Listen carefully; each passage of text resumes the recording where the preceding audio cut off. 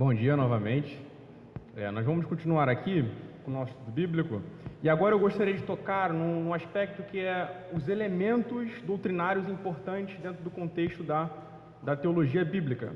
Ou seja, nós trabalhamos até agora tanto definições sobre o que ela é, sobre o que se trata, nós trabalhamos uma estrutura geral, algo que percorre por toda ela, e agora também elementos internos dessa teologia bíblica que também percorre todas as escrituras no ato de Deus se revelar na história. Tudo bem? Então, eu gostaria de tocar nesse aspecto aqui dos elementos importantes, a começar naquilo que o pastor André havia mencionado no momento que ele fez uma inserção ali, que é acerca da doutrina das alianças. A doutrina das alianças, numa perspectiva aqui, no nosso caso, uma perspectiva batista, que tem conformidade com a Confissão Batista do século XVII. Vocês podem procurar e ler sobre ela ali, sobre a doutrina da aliança, porque ali está muito bem explicado a doutrina da aliança, existem referências bíblicas e existe também um conteúdo muito bem sistematizado e condensado ali. Procurem, vão nas suas confissões e procurem sobre essa doutrina. Peço desculpa aqui por não ter a referência de onde está isso na confissão, mas procurem porque é muito claro e belíssimo também. Do que se trata a teologia das alianças? Eu vou fazer a leitura aqui e à medida que eu ler eu vou explicando para vocês. Ela une todo o conteúdo bíblico na perspectiva salvadora de Deus. Primeira expressão, unir ali. A teologia bíblica ela tem essa proposta de união e integração dos conteúdos da teologia, ou dos conteúdos de todo o processo da revelação, ok? Então, como eu havia dito para vocês aqui, os conteúdos e as etapas suscetíveis da revelação, e sim, eu vou repetir bastante isso, porque são fundamentais para que a gente entenda todo esse processo. Então, ela está preocupada de pegar essas etapas sucessivas e uni-las, interligá-las como um todo coerente. Ela une todo o conteúdo bíblico na perspectiva salvadora de Deus. O que muitos teólogos de teologia bíblica dizem é que o ato de Deus redimir e de Deus se revelar não podem estar totalmente separados. Eles podem ser distinguidos, mas não podem estar separados. O que Gerhardus Voss vai dizer, e aqui eu não tenho a citação, mas eu gostaria de explicar a ideia dele, é que à medida que Deus salva os homens, ele se revela. À medida que Deus intervém na história com atos salvadores, ele se dá a conhecer com ainda mais clareza. E se vocês perceberem, o todo da mensagem bíblica é um livro de salvação. Deus chama Abraão, ele elege Abraão, um pagão. E aqui vou dar outros exemplos. Deus tira o povo do Egito, ato de salvação. Deus tira o povo do exílio, ato de salvação. Deus tira pessoas em determinadas circunstâncias difíceis dessas circunstâncias a fim de trazê-las para si, ato de salvação. O que falar de Raabe, por exemplo, o que falar, enfim, de outros exemplos bíblicos onde determinadas coisas assim acontecem, e à medida que esses eventos salvadores de Deus acontecem, Deus vai mostrando mais da sua face e mais dos seus atributos. Continuando aqui, Deus estabeleceu um pacto intratrinitário, palavra belíssima essa aqui. Intratrinitário é que é dentro da relação da Trindade, das três pessoas da Trindade. Antes da fundação do mundo, chamado o pacto da redenção. Antes da fundação do mundo, Pai, Filho e Espírito Santo, isso aqui é glorioso. Exercitem a imaginação de vocês nesse sentido, mas com cuidado. Mas pensem no pacto entre Deus Pai, Deus Filho e Deus Espírito Santo, conversando entre si e estabelecendo o plano para os homens, o plano para a sua criação, no decorrer da trajetória de toda a história. Através do pacto de obras, que compreende a totalidade do Antigo Testamento, Deus preparou o caminho para o pacto de graça em Cristo, revelando processualmente sua intenção de glorificar a Cristo como o sumo Salvador. Deus tem atos redentivos na história, certo? No decorrer da história da revelação, mas o clímax, sabe? Aquela parte maior assim, aquela parte mais gloriosa desses atos salvadores de Deus é aquele que ele executa em Jesus Cristo. No pacto de graça, Deus cumpre sua intenção eletiva antes da fundação do mundo, enviando Cristo para salvar-nos. Então, o pacto da redenção, antes de haver a história, antes de haver qualquer coisa, pacto de obras, que é o desenrolar da revelação de Deus no Antigo Testamento, indicando Cristo no futuro. E o pacto de graça, que é justamente quando Cristo ele entra na história, e assim ele salva os homens da condenação vindoura, de estar sujeito a Satanás, e estabelece um relacionamento contratual com os homens. Por que relacionamento contratual? Porque existe uma interação, comunicação ativa entre Deus e o homem. Existe comunhão, proximidade, amor, afeto e pessoalidade. Por que contrato? Porque é o tipo de relação que não pode ser quebrada, como casamento. O casamento tem essas duas coisas, certo? O casamento tem tanto contrato quanto relação. É justamente isso que define a aliança de Jesus Cristo conosco nesse pacto de graça. Está claro essa parte aqui? Que eu vou avançar para outro aspecto também desses elementos doutrinários importantes da teologia bíblica. Podemos ir adiante? Um outro aspecto é essa ideia de recriação cósmico-comunitária. Eu tive a ousadia, não sei se foi muito grande essa ousadia, de cunhar esse termo, cósmico-comunitária. Mas eu não estou reinventando a roda, por favor. O que eu estou dizendo aqui é justamente o que muitos teólogos processam em termos de teologia, só que sem necessariamente dar um termo para isso, ok? Eu só dei um termo para poder colocar isso numa categoria, ok? Colocar num subtema pelo qual a gente consiga pensar direitinho sobre essas coisas.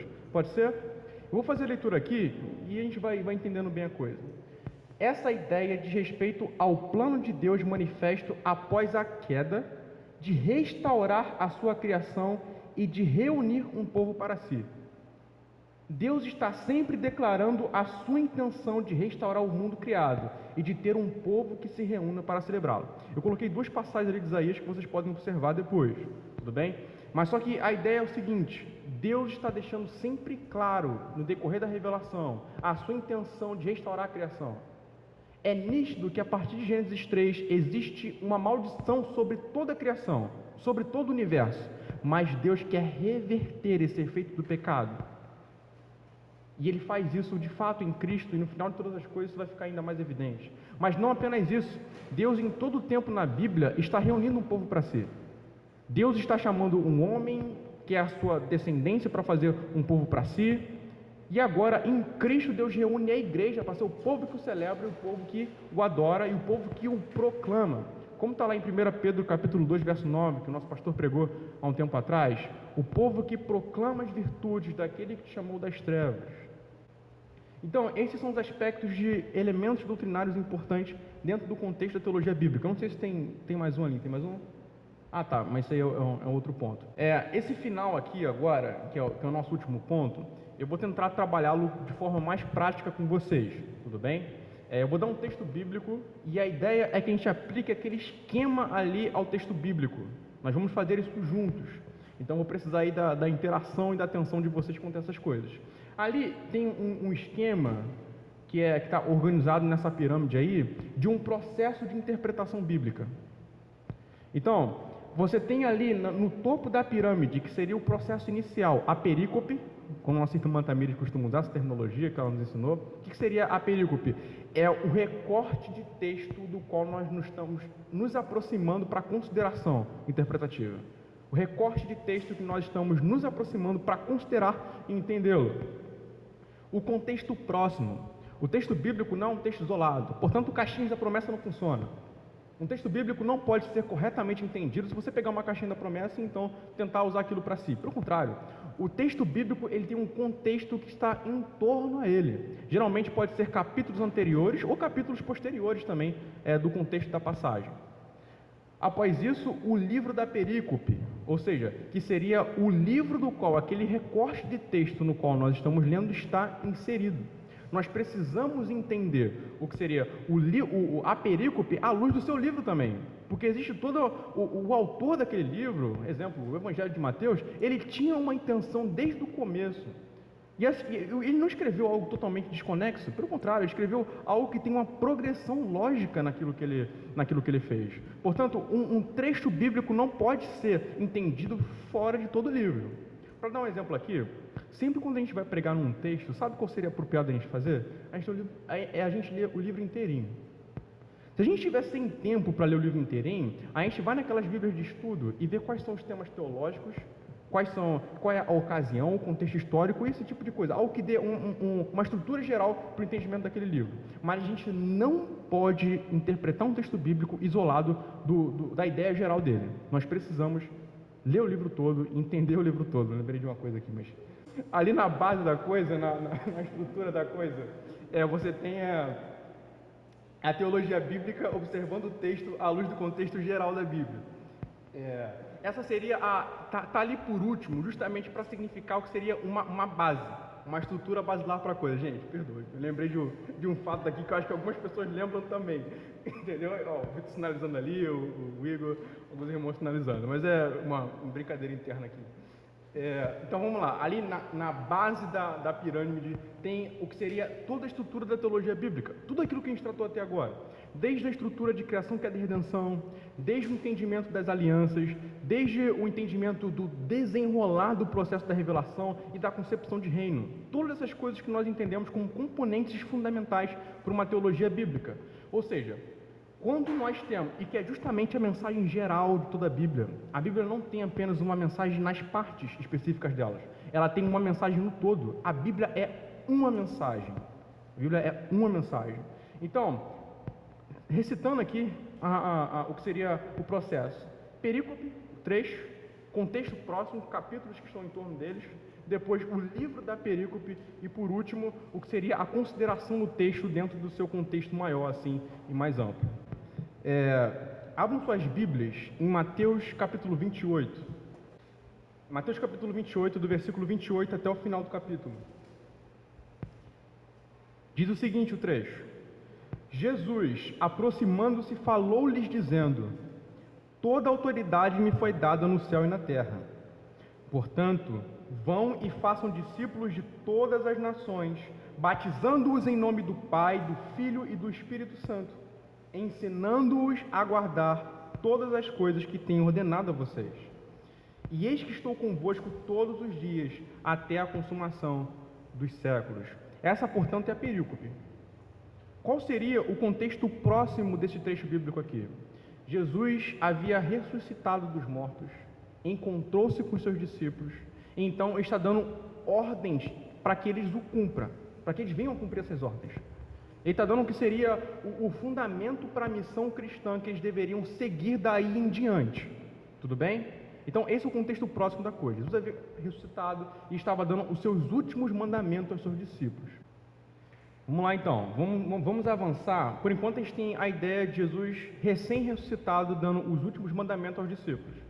Agora, o livro da perícope, que é o Evangelho de Mateus. Sobre o que se trata o Evangelho de Mateus? A gente entende que o Evangelho de Mateus fala sobre a trajetória de Jesus com seus discípulos, mas qual é o tema fundamental do Evangelho de Mateus? Existe uma expressão que vai ser constantemente repetida no Evangelho de Mateus: reino. A primeira proclamação de Jesus é o seguinte: o reino está vindo.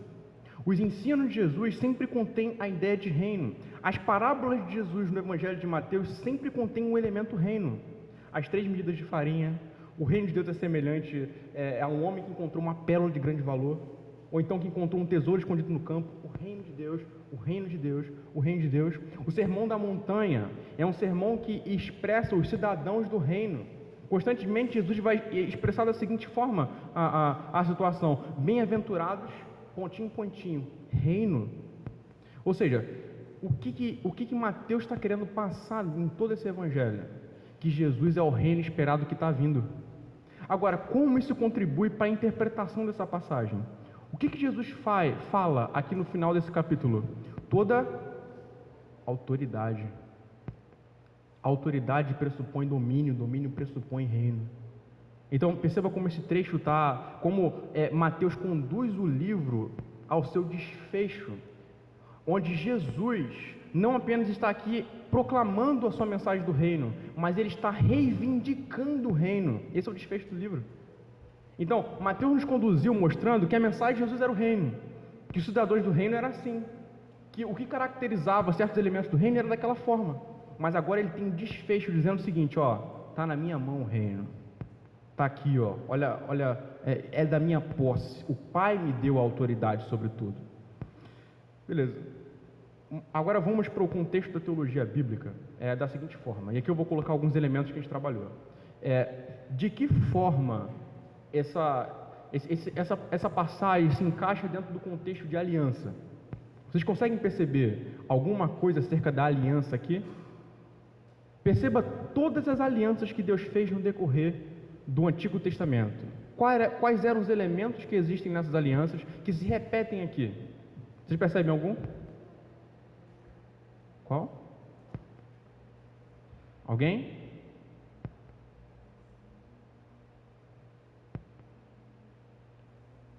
Deus diz a Abraão que abençoaria quem? Através dele? Todas as nações. Então você percebe aqui a teologia bíblica presente, o contexto geral da Bíblia presente, certo? Outra coisa também a se notar aqui nessa passagem, tem algo ainda a respeito da aliança que eu não posso deixar passar, porque seria muito ruim deixar passar aqui dentro desse contexto, além da... Beleza.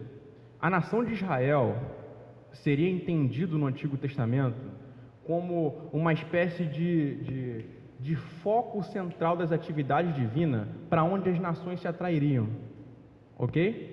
Ou seja, um movimento centrípeto. Já viram o que seria uma máquina de lavar? As coisas giram em torno daquilo ali, então as nações viriam, correto? Aqui o que seria eu não sei se eu usei a expressão errada, mas aqui, no caso, o movimento é para fora e não para dentro, ok? Então as nações vêm, aqui nós vamos. Ou seja, Jesus ressignifica esse aspecto da aliança. Não é mais de atrair, mas agora é de ir para fora.